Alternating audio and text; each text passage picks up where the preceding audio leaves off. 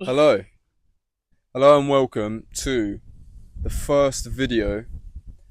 I say the first video with me and Ben on the Bit by Bit channel. Just for a brief introduction, because so far, if you've been keeping up, you would have never seen our faces before. Uh, my name is Archie. I'm one of the founders of Bit by Bit, and that's as good of an introduction as I have. Ben. Yeah, I'm Ben.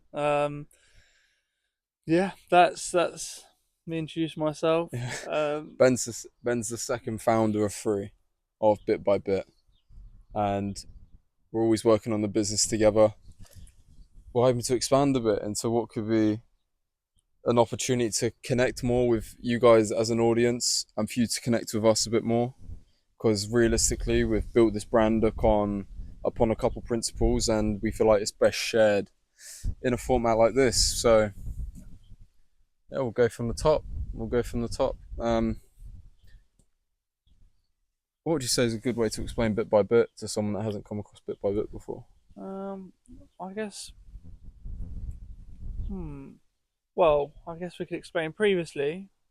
We were looking into the business. We're looking into affiliate marketing, and we were looking into um, different products and what to promote. And we were looking at keyword research and things like that. And when we were going through all the keyword research, we found that it's easy to get trapped, down, or it's easy to go down a rabbit hole of just looking for keywords with loads of volume and like loads of volume that aren't necessarily actually going to benefit people, and that it's just to tick the box and just to. So then we changed the whole business idea. It used to be Striver Tech, but it's now well, it's actually Archie that came up with the idea in terms of Bit by Bit, because what it was we were trying to help. We discussed it between each other, and we were like, what we do. We're like, what we actually, if we're trying to help people, which is the whole purpose of why we're doing it, or recommending products that we actually use, we were like, we can't go down a rabbit hole of just doing random things. It needs to be targeted, and it needs to actually be beneficial. Yeah. Yeah, 100%. We had a strange 2 weeks of transition, as Ben said.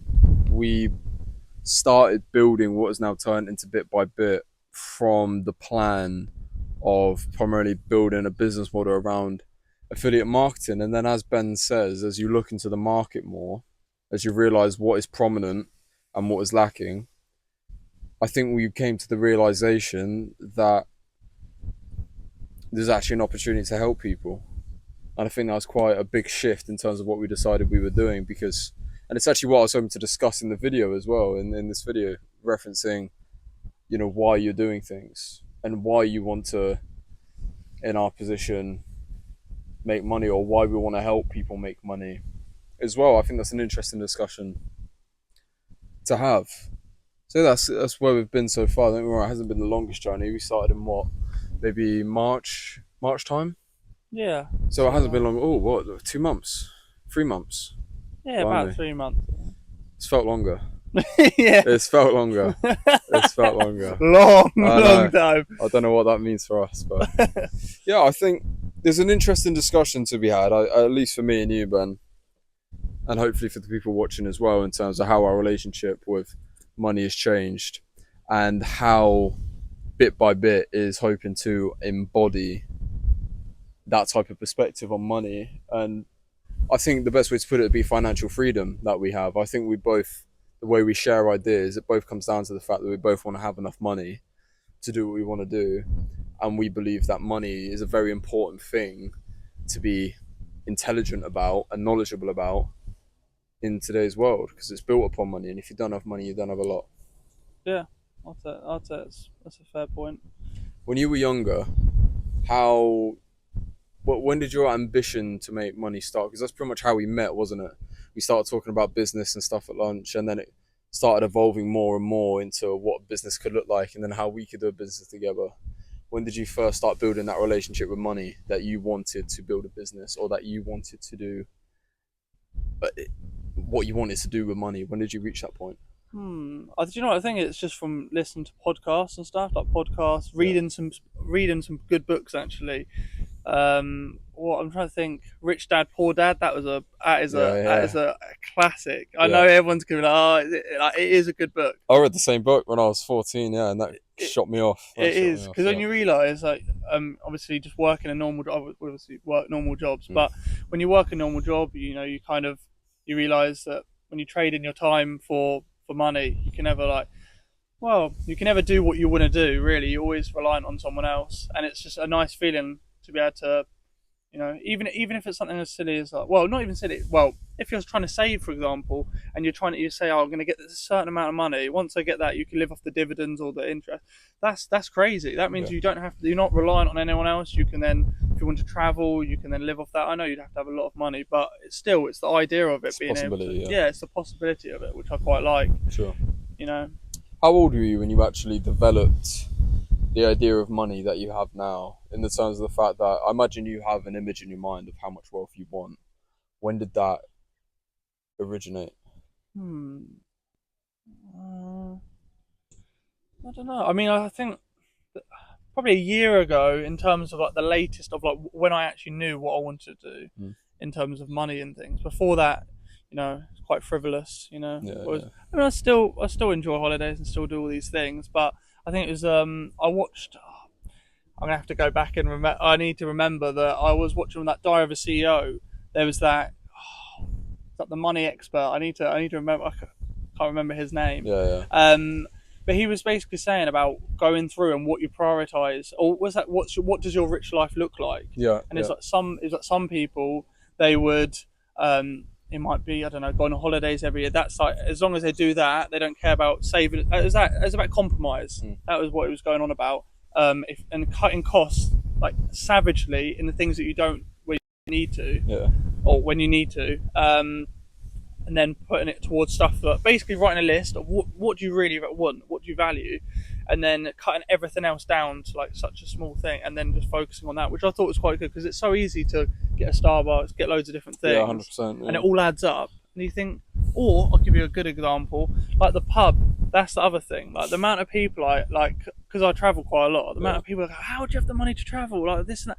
And I think I see people down the pub every weekend yeah, yeah, spending hundreds and hundreds of pounds at the pub just having a casual drink. And I think to myself, that if you took that money, you could go to like Rome, you could go somewhere once a month, you could go a nice weekend away, yeah. and you know, I think there's always been, and I imagine in history as well, a correlation between discipline and wealth. But I feel like nowadays it's even more prominent. You have so many different things in life fighting for your attention, fighting you to buy something. You're driving down the street, you see advertising trucks, you go past billboards, you're watching TV. Every 10 minutes, an advertisement pops up trying to get you to buy something. You can't look at anything nowadays, anything technological, without someone trying to influence you to buy something. And I think, just like you say, if you're impulsive and you don't know exactly what you want in the next 5, 10 years, you're in a very difficult position. You're in a very difficult position to be able to maintain that money.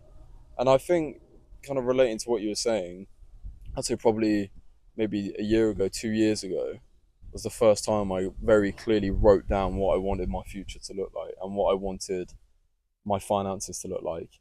And not only that, but the type of person that I wanted to be. And I think that's the clearest thing that you can do to get to where you want to be. You have to know your destination and then almost reverse engineer it. You know, you have to know what the map is and the road that you're going down if you're going to be able to follow it in the first place. Very philosophical, I know, but that's what I follow. I quite like it. Yeah, Yeah, exactly. If you don't know what to aim for, then you're just aimlessly just that's going it. down a Yeah, path. You don't know what you want. You don't know what to do. It's crazy when you ask people, "Oh, what do you like?" Some people have no idea. Like they're like, I "Oh," know, I know. they're just bumbling through life. They think, or even like have no aspirations. Like, Yeah, I mean, it's always good. Like, you could not do anything about it, but at least have aspirations of what you want to do. Some people yeah, literally asking me, like, they're like, well, yeah. wish, It's funny that you say that Rich Dad Poor Dad was the first book that you read. I remember I was 14, and I don't remember how I got round to this book. I do. I do remember. I was looking at stuff related to credit score and that. You know, when you're young, you kind of have that first motivational financial like spirit within you. Yeah. I started watching a bunch of videos. Rich Dad Poor Dad came out. I remember reading that book and then waking up the next day and walking around. It was like my life had changed. It's like what you were saying. You're always growing up and you're never taught really what money can do. You're only taught how to get it in the traditional way. And the amount of education that teaches someone how to turn the money that they get and to turn it into more money is so limited. Instead, it seems like almost every single factor in modern day life is how to get rid of your money as quickly as possible. The flashiest car, the nicest clothes, everything like that, but nothing relates to what's actually going to help you get more money out of that money. And I think that's a tricky place to be. And that book really opened my eyes as to how I can start using money. I remember from that day forward, I went from going, yeah, I want to be in construction to I want to do whatever's going to give me the fucking skills I need to get to where I need to be financially. Yeah. No. No. I'm trying to think what other. Have you read that the richest man in I Babylon? haven't. No, I know you've made that recommendation. That I've yet to read it. is Yeah. another good one. Yeah. Yeah. I mean, that's another good one. That's more about well, yeah, saving, I guess, Mm. and then letting it grow, and that is it's a good book. Yeah, 100%. I think, at least for me, I like sleeping much more when I know I've actually helped someone in the day. Yeah. Personally, if I can go to bed and know that A, I've increased my finances, and two, I've done it while helping someone else, I think that's probably the best combination you can have. Yeah. And I think, at least for my motivation and wanting to do bit by bit, that's where it comes from. Realistically, I think we have a lot of value to deliver to people in terms of how they can, what focusing right now is credit score, right? How someone can increase their credit score and receive the benefits of having a high credit, but then also dabbling into, hopefully later down the line, just overall financial intelligence and how you can invest your money wisely, how you can track your money wisely, budget your money wisely, and realistically have a life where you can have a more rewarding financial experience. Yeah. Because well, at the end of the day, money is a big part of everyday life. As much as It is, people, yeah, yeah. you can avoid it, but it's It never. won't avoid you. No. Won't Yeah. avoid you. When then bills come in, you'll be That's it. reminded. You'll go, oh no. I know. It's, and that's what I think as well. I think we don't exactly have a choice to avoid it. I guess you can to the extreme if you want to go live in the back of that field and eat worms and There's acorns as well. grasshoppers, mate. Yeah, Yeah. yeah, acorns, whatever you want, sure. But I think if you want to have at least something resembling a good life Yeah. and you want to have the kind of traditional outlook, it does require financial intelligence. I think that's a necessity. Yeah, and even well, you hear some people that are like, "Oh, money doesn't make you happy." I mean, I get it to a degree. I think there's levels, isn't there? There's the Yeah, extreme end of you don't want to put everything into only making money. You need to improve yeah, other aspects of your life, your family, your friends, your health as yeah, well, going to the gym, doing all these things. yeah. But on the other side, but also if you have money, you can help other people. That's the other thing that people don't really mention. You can if you have money, then you can give to charity. You can help people around you, and you can give your mum or if she needs money or to certain things. And you get a sense of achievement out of that Mm. more than you ever would by squandering it. I agree. 100%. And I think that was an interesting thing we were discussing before this. It's how your perception of money changes as you get older and as you learn more about it.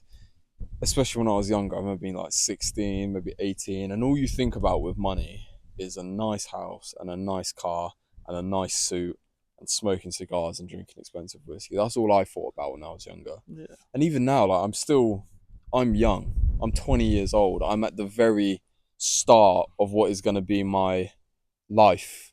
I'm not even like a quarter of the way through yet, hopefully, fingers crossed. Yeah. And already I can feel my perception on money changing. And I don't look at expensive cars now and go, that's why I want money. And I don't look at big houses and go, that's why I want money. But I see my mum and I go, I would love to be able to say to my mum one day, happy birthday. You're retired and I've bought you a house in Spain. Yeah. Go live the rest of your days happy.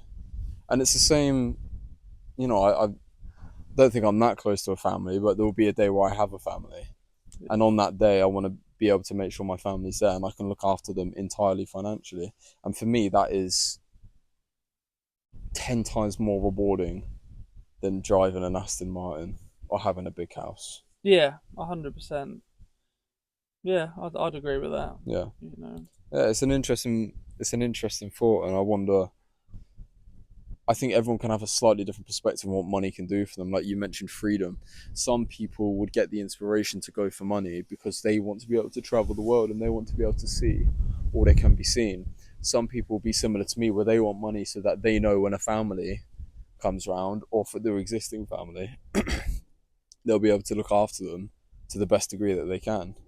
Some people may want cars, some people may want mansions, but I think at least one thing I wanted to touch on was that understanding why you want money and understanding why you want wealth is, at least for me, has been the single biggest important thing when it comes to me having the motivation. And you know, I don't even like using the word motivation, but for giving me the drive to want to do what I want to do. Yeah. Because there are always going to be days where you don't want to do something, Yeah. and that's why I don't like using the word motivation. You don't feel motivated to do anything. Yeah, it's discipline, isn't it? It's, Really. it's exactly, it's installing the discipline to be able to do things on the days that you don't want to do, and that's what counts. Yeah, I guess it's financial discipline, isn't it? Because I mean, it's always. I'd love to be able to go down the pub and have as many ciders as Yeah. my heart's content, but at the same time, Yeah, you got to stand you ground. got to, you know, as a grown adult, you Yeah. have to say, you know, what do I value? Do I really want to be doing that? You know, is it worth it at the end of the day when you know, you weigh it up? Yeah, think, I agree. You know, yeah, no, and I think it drives, and I think with keeping to like discipline things, it drives like change your thoughts as well. Like if you're when you save money and you watch it grow and stuff, it changes your perception of how you view things. Then when you start spending impulsively, or then you think, oh, I need to put that money away. Yeah, exactly. If you don't have that goal in mind, you don't put money aside or anything, then it is just your whole page. It's just fun coupons. You spend it as much as you want, and there's no goal in mind. There's no growth. Yeah, exactly. You don't There's no long-term growth. 10 years down the line, you're going to be in the same position, That's the it, same yeah. amount. Well, not even the same amount with no money. Well, yeah. No increase. Yeah.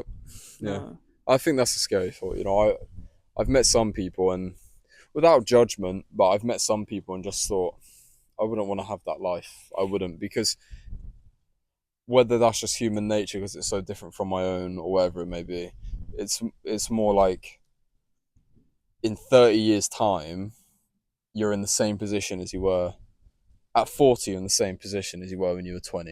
It's crazy. And I think about what I want my life to look like when I'm 40. I can tell you right now, it ain't what I want it to look like now. Yeah, I agree. And it's worrying. Well, not worrying. It's interesting. Like I don't know how to view it. Like I'd find it interesting to be inside the mind of that person for a day. I think some people just find contentment, which is fair enough. Yeah. Fair enough. Yeah. For whatever reason it may be. No judgment, but I think it would be an interesting thought to be in the mind of those people for a day. Yeah. No, I agree. Also, it's kind of relevant, I guess. It did make me think. I've watched it on a few different podcasts, a few different money saving things, Yeah. and they say, you know, about obviously how much you earn doesn't really impact how well. I guess it impacts how much you can save, but it's not like it matters less than you think. Which like for example, I'll give you an example. My sister's saved a lot of money, and I obviously earn a lot more than my sister. Yeah. So it does make you think. You're like, you know, Yeah. it's not all about like everyone always wants. That's the other thing. Everyone wants to get like bigger pay rises and stuff. But like for example, I know quite a few people on like good money, and they live paycheck to paycheck, and then I know other people that are on minimum wage, and they're able to save like they're getting a mortgage and stuff on their house, and you think, how is one person who's earning way more than the other person just can't afford just every day like can't afford can't do all these things? It just make you think, doesn't it? It is financial literacy and just Yeah, it's understanding what you can put your money to use to make it grow more. Not even that, but once again, discipline.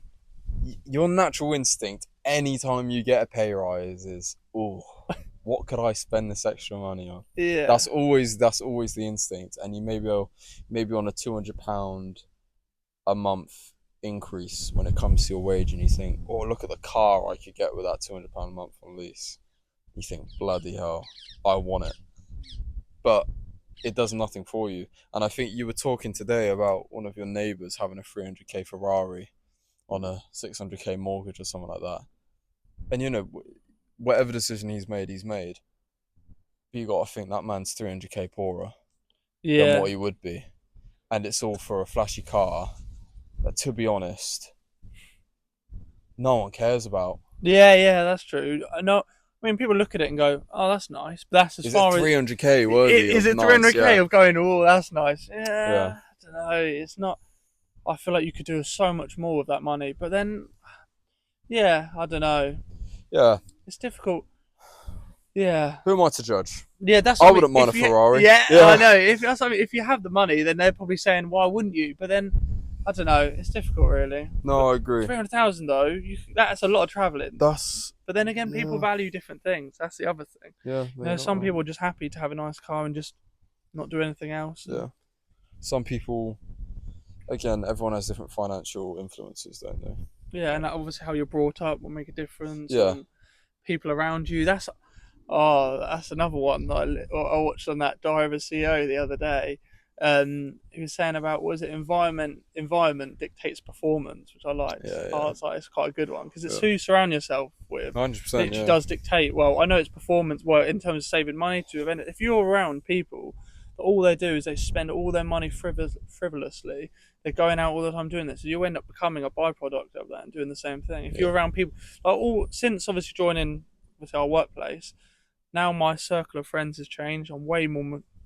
I'd like to say mature. Oh yeah. I was about to say mature. That's a bit of a crazy Oh yeah. statement, but you know what I mean. I'm now speaking to different people, Yeah. getting different ideas. Like speaking to Dina, she's obviously saving up and doing all different things. Yeah. It makes you then like, oh, I need to be doing the same thing. Reflect a bit. Yeah. Yeah, you talk to them. You're like, oh, we're saving for this. You're like, what? You're saving for this? I need to do this or I do that.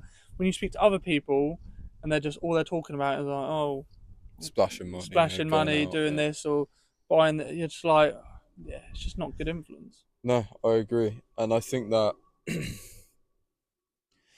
comes down. There's a saying that I like, which is that you your five closest friends are the best representation of yourself, and I think that's true because you naturally will hopefully end up around people that either A, you want to be like, or B, you think you could learn from. I think anytime I'm looking at someone that I would want to be friends with, it's either A, there are certain characteristics that I'd want to emulate within myself and become, and almost steal, not steal from the person, but Yeah, learn from the person. And then B, how can I learn from them? Do they have certain skills that I can learn from that will also help me develop in whatever way I want to grow? And I like being around people like that. yeah, And I also think as well, it's like I think me and you get along because we think in similar ways when it comes to money, when it comes to business, and I don't think you meet a lot of people that do. yeah. And I think it's nice to meet someone with similar financial goals. Yeah, I'd agree. Yeah. How long is this video gonna I be? don't know. I was gonna say this has probably been a while, so we'll wrap it up. But Yeah, I hope this has been a half decent introduction as to two of the three people behind Bit by Bit. Hopefully, you meet the third person soon. But we hope to do these videos slightly more consistently. yeah. They'll probably be slightly more refined in the future, and we'll have great ideas of what we're talking about. But we thought we'd at least get started with this one. Thanks for watching.